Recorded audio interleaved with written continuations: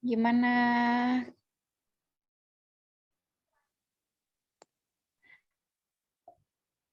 Ini kita ada 22 partisipan, masih ada yang belum masuk nggak?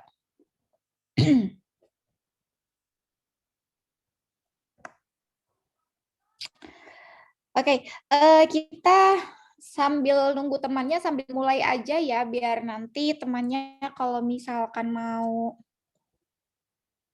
gabung, dia nyusul aja. Kita tunggu sampai 5 menit, nanti setelah 5 menit kelas, jangan lupa setelah 5 menit kelas nanti teman-temannya yang baru masuk itu tidak bisa masuk lagi ya. Ya, bismillah. Hari ini kita akan belajar tentang manajemen risiko likuiditas. Minggu kemarin itu kita kuis ya. Nanti kita UTS di minggu depan. Bener nggak? Benar, Miss. Oke. Kita UTS di minggu depan, kita habisin dulu semua materinya, nanti di akhir pertemuan kita ada presentasi kelompok ya, kan kemarin sudah dibagi untuk kelompok-kelompoknya, jadi nanti kita akan melaksanakan presentasi kelompok. Setelah semuanya beres aja dulu, jadi setelah UTS nanti sebelum UAS kita lakukan untuk presentasi kelompok. Yuk ke slide 2. Biasa.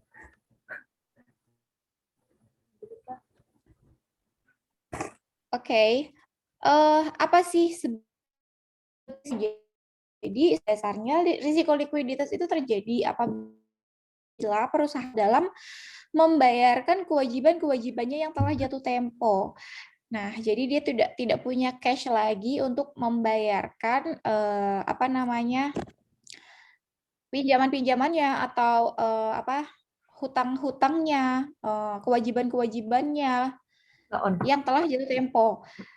Kemudian hal ini harusnya menjadi perhatian bagi perusahaan, karena ketika investor ingin melakukan investasi juga dia juga melihat bagaimana likuiditas dari perusahaan itu.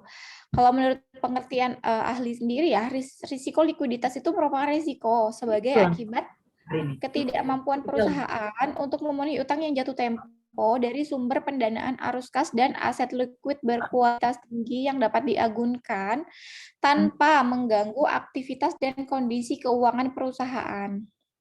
Nah, jadi di sini pada dasarnya sumber pendanaan yang digunakan oleh perusahaan untuk memenuhi kewajiban-kewajibannya yang telah jatuh tempo itu berdasarkan dari arus kas dan juga aset likuidnya gitu, tanpa mengganggu dari aktivitas dan kondisi keuangan perusahaan. Jadi memang sudah disiapkan aset tersebut, sudah disiapkan arus kasnya untuk melakukan pembayaran-pembayaran kewajiban-kewajiban yang memang akan jatuh tempo gitu. Jadi ketika ternyata sudah jatuh tempo, sudah ada dananya untuk segera dibayarkan gitu. Slide ketiga. Nah, ini sumber-sumber dari risiko likuiditas. Ada aset, ada uang, ada utang, ada transaksi rekening, ada administratif, konsentrasi dari aset dan utang, kerentanan pada kebutuhan pendanaan, dan juga akses pada sumber pendanaan. Berikut ini hal-hal yang sudah disebutkan tadi itu merupakan sumber-sumber terjadinya sumber-sumber potensial terjadinya risiko likuiditas, mulai dari aset. Aset, kita lihat asetnya, berapa aset yang kita miliki, berapa aset yang perusahaan kita miliki, di mana aset tersebut itu tuh cukup liquid untuk bisa dikonversikan dalam bentuk cash dengan cepat dan dibayarkan ke kewajiban-kewajiban kita yang telah jatuh tempo. Ketika ternyata aset kita tidak cukup liquid, terjadinya salah strategi dalam manajemen keuangan yang menyebabkan ketika adanya jatuh tempo pada perusahaan, nah di situ perusahaan bingung karena dia harus bayarnya pakai apa? Ya dia mungkin punya aset, tapi asetnya itu tidak cukup liquid untuk segera dikonversikan dalam bentuk cash agar dia bisa cepat bayar kewajibannya gitu. Makanya di sini yang menjadi salah satu sumber risiko likuiditas. Kemudian utang. Ketika utangnya tinggi, maka biasanya likuiditas dari si perusahaan itu juga akan rendah. Kenapa? Ya dia punya banyak kewajiban gitu untuk melunasi utang-utangnya. Kalau dia punya kewajiban banyak untuk melunasi utang-utangnya, berarti kan uang cash yang dia pegang itu kan nggak banyak gitu. Itu menjadi salah satu risiko likuiditas juga gitu. Misalkan institusi perbankan ternyata simpanan atau deposito dia lebih memiliki banyak nasabah deposito daripada nasabah peminjam. Di situ kan dia itu kan kelebihan utang berarti. Karena kan kalau dari bank ketika ada nasabah yang mengajukan deposito misalkan, itu kan dianggap sebagai utang oleh institusi bank. Sedangkan nasabah peminjam itu yang nanti akan menjadi sumber penghasilan dari si bank itu gitu. Nah, ketika ternyata lebih banyak nasabah penyimpan daripada nasabah pengutang di bank, itu kan berarti bank itu lebih banyak mengeluarkan dananya untuk membayar bunga kepada nasabah yang menyimpan dananya di bank daripada dia mendapatkan pembayaran bunga dari nasabah yang meminjam di bank itu gitu. Nah, di situ dia akan mengalami gangguan likuiditas. Makanya itu harus balance ya antara peminjam dan juga nasabah yang mempercayakan dananya di bank gitu.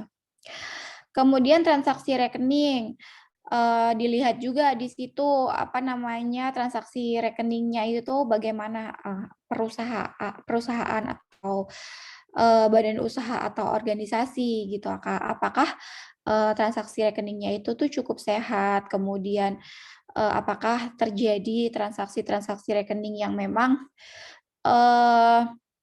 ada tanggal-tanggal mungkin di mana si perusahaan itu harus membayar kewajibannya dalam jumlah yang sangat besar gitu misalkan. Kemudian administratif juga menjadi salah satu sumber risiko likuiditas. Kenapa? Ya karena mungkin bisa jadi ada kesalahan-kesalahan administratif yang menyebabkan mungkin dananya itu tuh tidak cepat untuk dilikuidasi.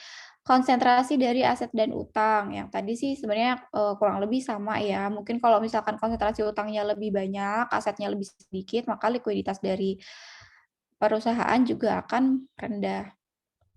Kerentanan pada kebutuhan pendanaan, misalkan dia lagi investasi ke salah satu proyek, di situ kan dia lebih rentan tuh untuk kebutuhan pendanaannya. Nah, di situ juga harus dilihat likuiditas dari perusahaan itu. Nanti kalau misalkan jangan-jangan karena membiayai proyek ini likuiditas perusahaan jadi terganggu. Nah, itu tuh juga harus diperhitungkan.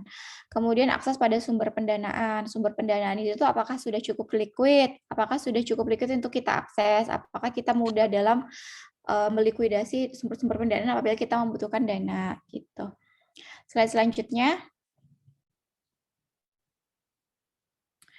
Tujuan utama dari manajemen risiko likuiditas. Tujuan utamanya itu apa sih? Yang pertama, jelas memelihara kecukupan likuiditas perusahaan sehingga setiap waktu dapat memenuhi utang perusahaan yang jatuh tempo. Dijaga likuiditasnya, jangan sampai nggak punya uang sama sekali untuk bayar utang. Kemudian memelihara kecukupan likuiditas perusahaan untuk mendukung pertumbuhan aset perusahaan yang berkelanjutan. Jadi likuiditas perusahaan itu tuh contohnya untuk apa sih? Salah satunya ya untuk bisa mengembangkan aset-aset yang dimiliki oleh perusahaan, investasi ke proyek-proyek baru, kemudian investasi ke mungkin ke beberapa instrumen-instrumen keuangan dan lain-lain.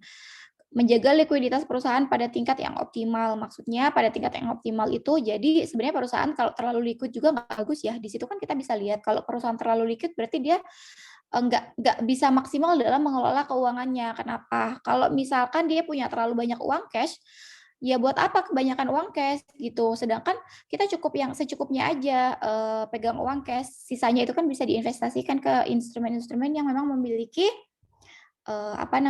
imbal hasil yang lebih tinggi, mungkin karena walaupun itu tidak cukup liquid, tapi kan imbal hasilnya lebih tinggi. Jadi kita cukup memperkirakan saja, cukup menghitung saja sebenarnya kewajiban-kewajiban kita misalkan selama 1 tahun ini apa aja. Nah, kita cukup menjaga likuiditas untuk membayar kewajiban-kewajiban itu aja. Sisanya itu bisa diinvestasikan kembali ke instrumen-instrumen yang memang memiliki return yang lebih tinggi. Gunanya untuk apa? Ya untuk bisa menambah penghasilan perusahaan. Kemudian menjaga kepercayaan nasabah. Menjaga kepercayaan nasabah ini contohnya gini, ketika kalian misalkan punya tabungan 500 juta di bank. Nah, kemudian pada hari H kalian ingin melakukan penarikan secara keseluruhan 500 juta itu. Di sini apabila bank tidak dapat memenuhi keinginan kalian, maka kemudian kalian akan kecewa dong dengan banknya. Loh, ini kan uang saya, kok saya nggak bisa nggak bisa ambil uang saya, jangan-jangan uang saya disalahgunakan, jangan-jangan uang saya itu sudah hilang dan sebagainya. Itu kan nanti menurunkan reputasi dari si bank itu dan akan menurunkan kepercayaan kalian juga terhadap bank tersebut. Bisa jadi kalian nanti tidak akan menyimpan dana kalian lagi di bank itu karena pengalaman buruk kalian tersebut, misalkan seperti itu. Kemudian slide kelima.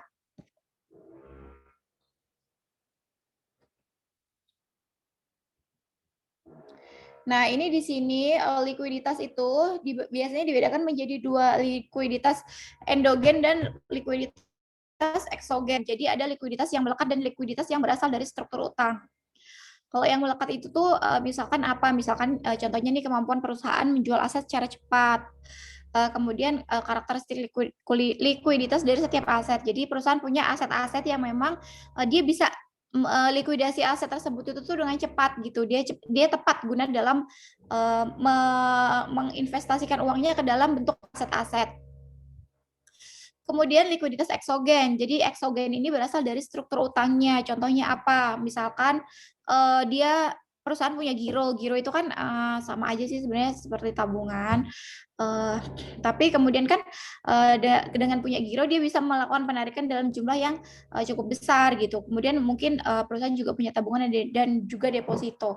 Nah ini biasanya lebih ke instrumen-instrumen yang sifatnya instrumen-instrumen keuangan gitu. Jadi yang cukup liquid. Jadi ketika perusahaan memang dananya hari itu bisa juga dicairkan hari itu gitu. Slide ke-6.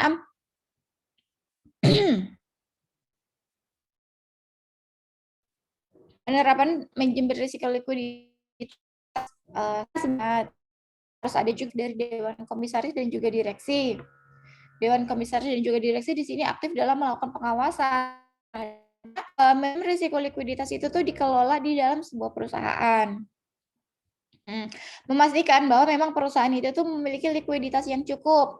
Memastikan juga bahwa memang manajemen keuangan yang dilakukan oleh perusahaan itu sudah cukup optimal dalam memaksimalkan keuntungan-keuntungan yang bisa dicapai dalam operasional perusahaan.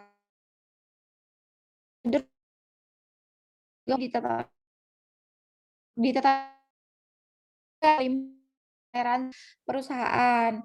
Kemudian kecukupan proses identifikasi, pengukuran, pemantauan, dan juga pengendalian. Jadi dilakukan proses identifikasi mana aja nih sumber-sumber yang sekiranya bisa memunculkan potensi-potensi terjadinya risiko likuiditas dari mana aja. Kan tadi kan sudah ada tuh sumber-sumbernya dari aset, kemudian utang, kemudian dari struktur hutang dan aset dan lain sebagainya. Kemudian ada juga dari sistem pengendalian intern. Jadi di sini pengendalian intern juga harus dilaksanakan dengan disiplin agar bisa meminimalisir terjadinya risiko likuiditas. Slide ke-7. Nah, Identifikasi, pengukuran, dan pemantauan pengendalian risiko serta sistem informasi manajemen risiko likuiditas. Di sini perusahaan harus melakukan analisis terhadap eksposur risiko. Jadi sebenarnya risiko likuiditas itu tuh dipengaruhi oleh risiko lain. Jadi dia tidak berdiri sendiri. Risiko-risiko apa yang mempengaruhi risiko likuiditas itu contohnya risiko pasar, kemudian risiko kredit, kemudian risiko operasional. Jadi memang risiko likuiditas ini dipengaruhi oleh risiko-risiko lain. Dia tidak berdiri sendiri. Gitu. Kemudian misalkan nih risiko kredit kan bayar dan sebagainya. Kemudian apa namanya? Jadinya risiko pasar mungkin terjadinya kondisi-kondisi harusnya aset-aset yang terkait kita likuidasi gitu dari berbagai yang lain gitu dalam likuiditas gitu. Jadi tidak hanya risiko yang risiko kredit juga dianalisis, risiko hukumnya juga harus analisis begitu. Slide ke-8. Caranya gimana sih dalam melakukan pengukuran risiko likuiditas? Ini ada beberapa cara sebenarnya. Bisa pakai quick ratio, bisa pakai profil maturitas, bisa pakai proyeksi arus kas, atau bisa pakai stress testing. Tapi biasanya yang paling mudah itu kita gunakan quick ratio, karena dengan quick ratio ini kita bisa tahu kan sebenarnya memang perusahaan itu tuh benar-benar pegang uang cash gitu istilahnya, istilah kasarnya sih. Jadi memang benar-benar uang yang memang dipegang oleh perusahaan itu tuh saat ini berapa sih gitu. Yang di mana perusahaan mengesampingkan aset-aset yang mungkin cukup liquid tapi membutuhkan waktu lagi untuk bisa dijadikan dikonversikan dalam bentuk uang gitu. Kita lihat contohnya di slide ke-9.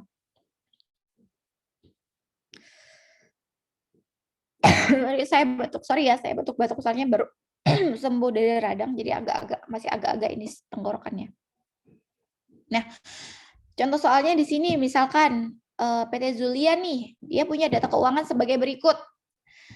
Punya kas sebesar 10 juta, dia punya efek sebesar 10 juta, dan dia juga punya piutang sebesar 20 juta. Kemudian, dia punya aset tetap, contoh misalkan gedung ya, 100 juta. Dia punya utang dagang 25 juta, dia punya utang wesel 15 juta, dan utang jangka panjang 40 juta. Dia juga punya saham biasa sebesar 60 juta dan laba ditahan sebesar 20 juta. Yang jadi pertanyaan adalah berapa sih total aset PT Zulian? Total aset, kita hitung total asetnya berarti kas, ditambah efek yang dia punya, ditambah piutangnya, kemudian ditambah barang yang dia punya, ditambah aset tetap. Aset tetapnya 100 juta, kasnya 10 juta, 110 juta, efeknya 10 juta, 120 juta, piutangnya 20 juta, 140 juta. Kemudian dia punya laba ditahan sebesar 20 juta. Jadi dia punya 160 juta total aset yang dia punya. Kalau kita mau hitung rasio likuiditasnya, mulai dari misalkan current ratio. Current ratio itu juga sebenarnya mencerminkan rasio likuiditas ya, tetapi di dalam current ratio itu masih terdapat komponen persediaan atau inventory. Jadi di sini kita ibaratkan perusahaan masih cuma punya cukup barang di gudang yang bisa dijual, tapi kan dia juga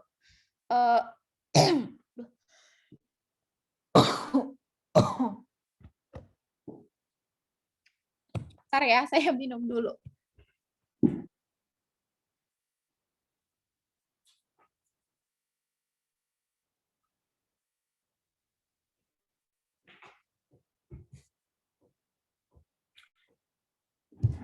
sorry. Nih, kalau kita hitung berdasarkan current rasionya, maka kemudian kita hitung aset lancarnya dibagi dengan utang lancarnya. Di dalam aset lancar itu kan masih ada inventory. Inventory itu kan termasuk aset lancar ya. Kenapa? Karena mungkin dalam dalam mengkonversi si inventory dalam bentuk cash itu kan memang butuh waktu, tapi tidak membutuhkan waktu yang lama gitu. Aset lancar itu terdiri dari kas, efek, piutang.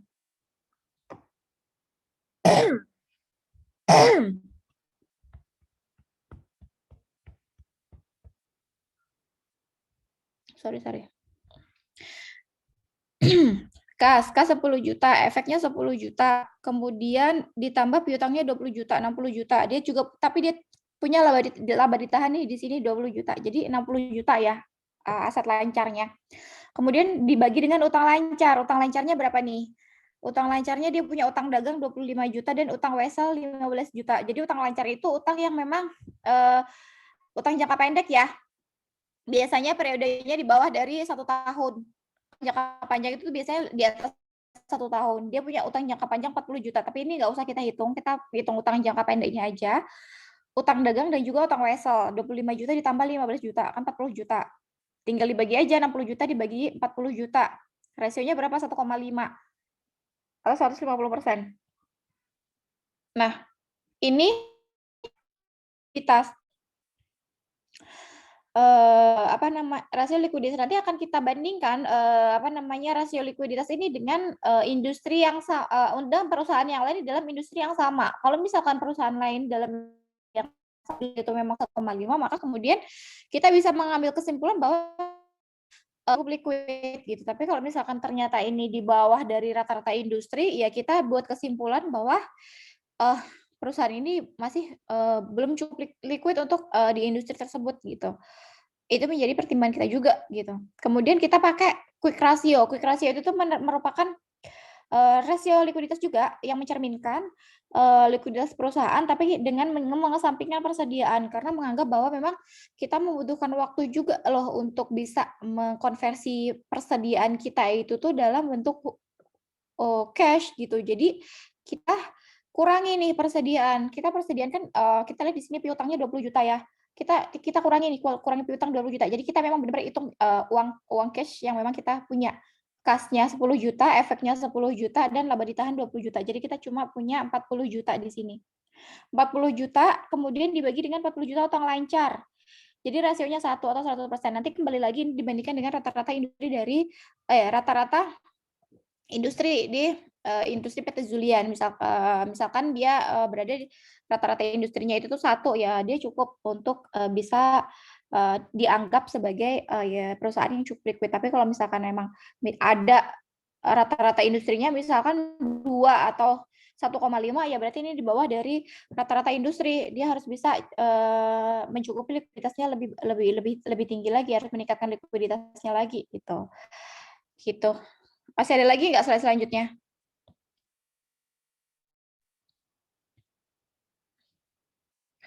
Nggak ada ya? Kalau nggak ada yang ingin ditanyakan nggak? Barangkali ada yang masih bingung nih, gimana sih Miss itu maksudnya? Saya nggak ngerti Miss gitu. Ada nggak? Kalau udah pernah belajar keuangan sebelumnya pasti tahu sih ngitungnya. Tapi kalau yang belum pernah belajar keuangan mungkin masih agak bingung-bingung ya.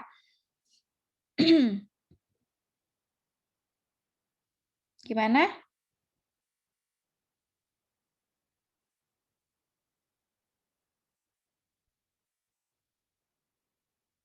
Ada yang ingin ditanyakan? Cukup jelas, Miss. Oke. Apabila cukup jelas, kita sudahi saja pertemuan kita di minggu ini. Minggu depan kita UTS. Jadwalnya hari apa? Udah keluar jadwal belum? Belum, Miss. Belum ya. Bentar, jangan di-capture dulu ya. Saya ganti nama dulu. Ini nama adik saya nih.